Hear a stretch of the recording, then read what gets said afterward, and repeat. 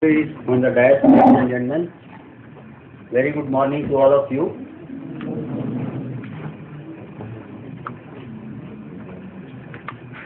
Well, friends, lot many things are being talked about entrepreneurship, and youngsters, particularly when they happen to interact with any established entrepreneur. So, having seen the life which usually entrepreneurs carry on, having seen the kind of profits which they generate, one feels like getting into entrepreneurship. And I would say one gets tempted. When this person can generate so many resources, why can't I? And these ideas remain in our mind for some time, and maybe after a week or so, these ideas then start fizzling out. This is what happens. But the question remains. Let me tell you here one thing. I suppose most of you are business management students. All of you are not going to get jobs. Let me also share with you, all of you are not going to become entrepreneurs. Had entrepreneurship been so easy, probably most of you should have been running your own enterprises. So it's not that easy. At the same time, it's not impossible also. The problem with which most of us usually get stuck with is, what is it I get started with? What do I do? Well, I have been in job for about 30 years now. My first job was in industry, in personnel department, second job as management consultant, and third job in teaching now. And lot many people come to us, and many of these youngsters, they would ask, so tell me some idea, what is it I get started with? And my reply to such like people has been, had there been so many good ideas with me, do you think I would have been in job? Probably I would have started my own venture. So friends, the idea which I want to bring home is, entrepreneurial opportunities are highly individualistic. Something may suit me, it may not suit you. Okay? It depends upon so many things. Some of our learned speakers, they have already told you what is it successful entrepreneurship requires. Many more ideas would be coming to you. But I would say it is worth really spending a lot of time in screening the ideas, generating ideas, then zeroing down to one idea. And the more the time you spend on this thing, I think you would make a better decision. Particularly in today's time, our chief guest has already dealt on many topics. We all are fully aware of.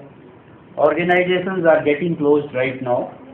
Many businesses are being shut down. Real estate prices are much cheaper as compared to earlier days. Government policies are far more conducive. Inflation is under control. Interest rates are much lower at present.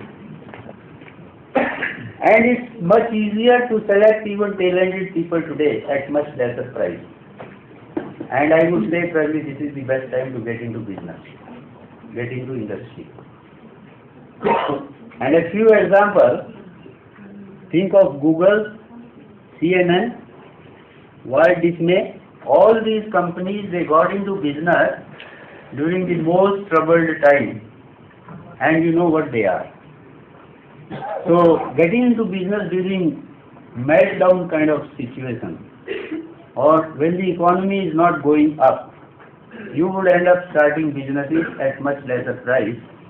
And as the learned speakers have already told you, it's a cycle. Something which goes down, it will definitely go up. It's a matter of time. So those who will get into business right now, probably they have good chances to make it a grand success in a very short time. And opportunities are many. But before we talk about the opportunity, I would rather suggest all of you You got to really understand the typical Indian marketplace. If you understand the market, then only you are going to be a success. And Indian market, to some extent, I would say, is a little different than many other countries. So, I'll share with you a few peculiarities of Indian marketplace and then come to some of the specific suggestions. And suggestions again, some of the entrepreneurial opportunities which I am going to suggest to you, don't take them on their face value. Think of entrepreneurial opportunity, think of something which is really coming from your inner heart. If you get convinced about it, then and then only go ahead with it, otherwise not. Because many people say, well, it's easy to manufacture, but real problem lies in selling. But people in finance do not agree with this thing. They say you can keep on selling anything. You can sell any amount of product provided you do not ask for the money back. So real wisdom lies in having manufactured something, having sold it in the marketplace, and having generated profit. You got to look at, have I really generated adequate profit out of it? In other words, you can probably put it in a much simpler way. If you are thinking of setting up any business enterprise, simply ask 3 questions to yourself. Can I manufacture it? Can I sell it? And can I generate adequate profit out of it? It will take care of all your socio-economic, technical, financial viability and all. Okay? So friends, a few peculiarities of Indian marketplace I want to share with you. I suppose one slide is missing anyway. I'll just share it with you. Remember, India is a market largest in the world, next only to China, and it's such a peculiar market here, costliest and cheapest, both things get sold in the marketplace. Once again I repeat, India is the largest market in the world, next only to China, and you can sell costliest as well as the cheapest things, provided you understand your client. You know whom I going to sell the product to. And examples are many. You go to sector 26, grain market, you'll find a fellow selling apple at 15 rupees a kg. You will also notice yet another fellow selling apples at 80 rupees a kg. Both are making good business. Second thing, the kind of throwaway culture which exists in many other countries, that kind of throwaway culture doesn't exist in India. And you got to take note of it. The other day we had a seminar in our institute. Invited one industrialist who had just returned from Germany. And this fellow was narrating his own experiences. This person visited one superstore in Germany, and there he noticed something happening. What was happening was, this person was in textile section. Then comes a young person who was looking for a shirt. So he liked one shirt, German fellow. He liked one shirt, so he puts on the new shirt, removes the old one. Old shirt is put in a dustbin, and new one is put on, pays for that shirt and comes back. Now these kind of things probably happen in many developed countries, in Europe, in Australia, Canada, America and all, but it doesn't happen in India. Even Mukesh Ambani won't do that. None of us is going to do that kind of thing.